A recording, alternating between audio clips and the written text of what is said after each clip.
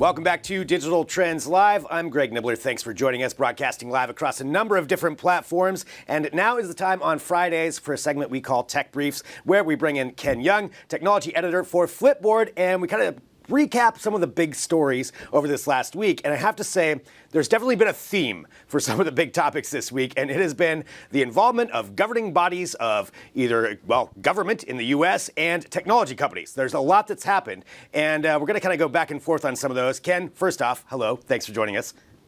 Hi, how's it going? Doing good. Let's go to this first one. I think probably one of the biggest ones this week for sure has to do with the U.S. government issuing this national emergency, declaring a national emergency in regards to foreign telecom companies and possible interference, which I think we know is really just referencing Huawei. That's really what they were going after. And this back and forth with Huawei and the U.S. government's been going on for a while. I mean, a lot actually has gone on between the two of them. But this is a lot to do with 5G technology and whether Huawei is effectively an arm of the Chinese government, as the U.S. government's accusing them, and then infiltrating different aspects of our intelligence infrastructure through that. I mean, is that kind of what you gathered from this too? I mean, this is basically a tech-based soap opera right now. On this episode of China and the U.S. Go to bat against over who has the superior technology.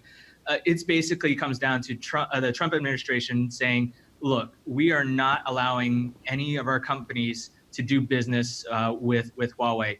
And you're right; it extends back to the fact that they believe that Huawei is an arm of the Chinese government and would basically any company that installs Huawei's technology would allow the Chinese government to spy on their work, steal trade secrets, and so on and so forth.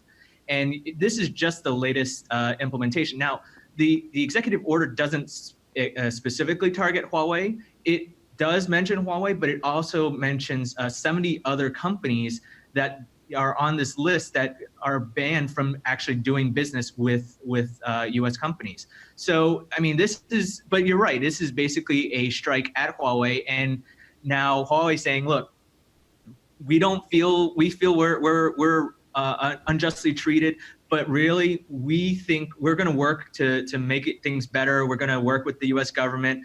But they've also stockpiled a lot of the technology from U.S. companies in advance of this. They've done this for more than a year. I believe this was reported earlier by other publications that's saying, like, look, they've anticipated some sort of hostile action from the U.S. government. So they've stockpiled on whatever arsenals, whatever microprocessors, whatever technology they need. So they're going to be fine for a while.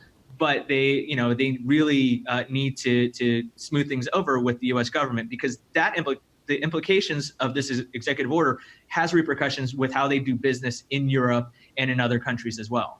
Right, the reverberations of that definitely could transfer over there on top of that. I mean, I think looking at it from a consumer standpoint, I mean, what could it actually affect? If this was fully implemented, and we don't know, this could get rolled back at some point because there's other factors, involved with the tariff war that's going on. But if this did fully get implemented, there's a lot of companies, a lot of rural companies, broadband providers use Huawei technology as part of the infrastructure. And if they had to pull all that out and redo it with some other company's, a technology, that could be hundreds of millions of dollars that it would cost to do that. I don't think it's going to get to that point. But there's that aspect. And then also, 5G rollout. Huawei makes a lot of the infrastructure for 5G in the world. And so if we're not using them, this is, a discussion we've had before, but if we're not using them, are we going to be behind? Are we going to lag behind the rest of the world in this? It's definitely some things to think about, I would think, don't you?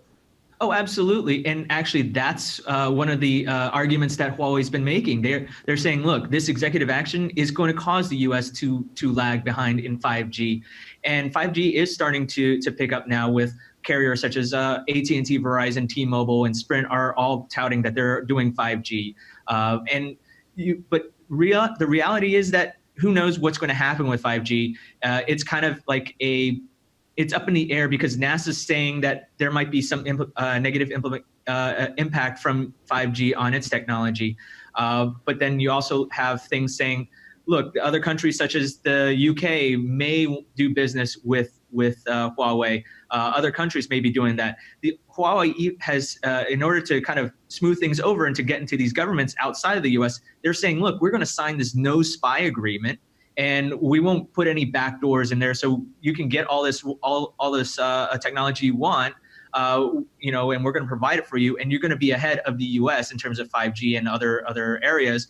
But really, like you look at, there's a Dutch publication that reported earlier this week that says one telecom in the Netherlands supposedly found a secret back door. So there's we're going to sign a no spy agreement, but there's this back door. So it's like, who do you trust right now? Yeah.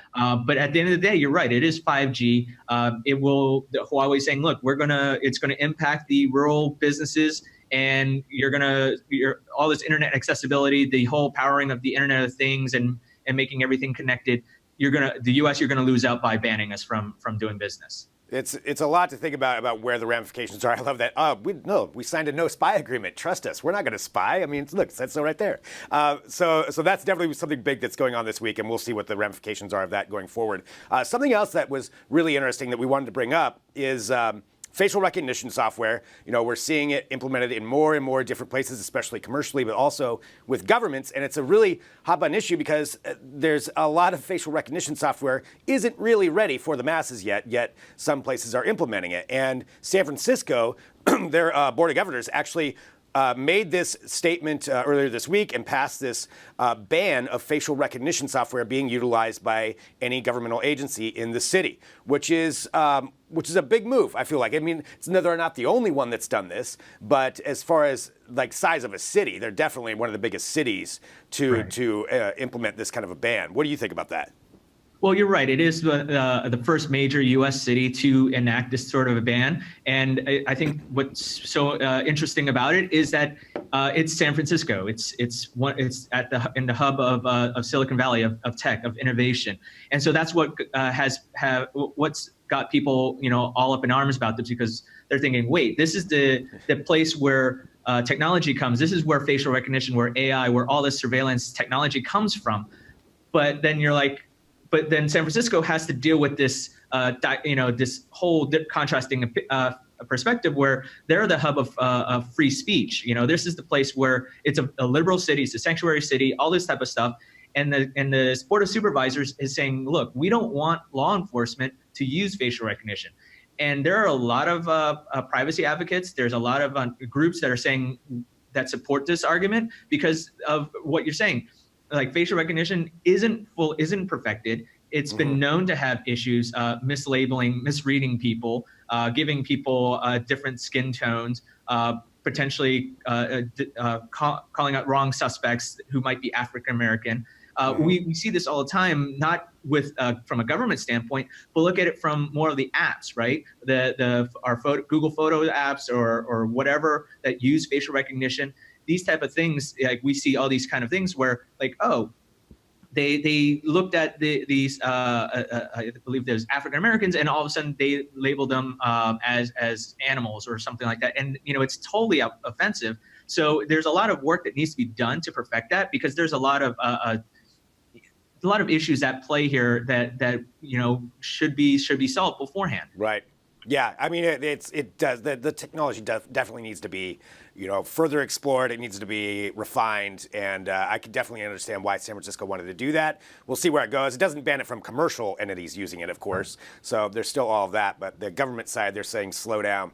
We need to work this out. The last thing we want to get to here is also this intersection of government and technology. But this is one where I think everybody can agree something needs to be done. And we're talking about robocalls. How many robocalls have you gotten today? I bet there's a lot of people that have gotten them. And the FCC may be finally changing the rules to allow telecom companies to actually take some action and ban robocalls. But it's interesting that they haven't been able to do it before. That's kind of the key. Right. It's like, well, yeah, why haven't they been doing that? And it's for fear of prosecution or lawsuits based on what numbers they block. Because if you're like me, you've had your numbers spoofed before, and this is a huge thing that robocallers do. So it looks like you're getting a phone call from your area code, like, oh, it must be somebody I know. But it's not. It's just that. And that number is actually somebody's number. they've used mine, and then that if that number were blocked, well, that's actually somebody. So it's really kind of a more complicated process, I guess. And so what exactly, maybe fill us in just a little bit on this FCC potential rule? Yeah. So I mean, the question you asked right at the beginning is like, how many robocalls do you get? I mean, I think a recent study just showed that like 4.9 billion robocalls were made just last month, in the month of April 2019. 4.9 billion. Now, that's an insane number. And everyone's been impacted by that. Like we just saw a video where AT&T's CEO was interrupted by a robocall on stage on his Apple Watch. So everyone's been annoyed by these type of calls. And so I think what the FCC is trying to do is resurrect a policy that has been done under the previous administration to basically curb all this type of stuff. And so they're giving they want to authorize the individual carriers to have the right to put together some sort of a framework, which I believe they're calling it a shaken or stir, very James Bond reference, to allow them to curb these robocalls and block everything and allow it through I believe an opt-in process. Well, hopefully something can be done with it, because I think we can all agree across the board. It doesn't matter who you are. We all hate robocalls. So yeah, hopefully something will come of that, and we'll find out more, I guess, as it goes through, if this does actually come to fruition. Well, I guess that's our 10 minutes. I just realized there's so much to talk about. This is why this segment is always so much fun. Tech Briefs here with Digital Trends and Flipboard. And Ken, thanks once again for joining us this week. No problem. My pleasure.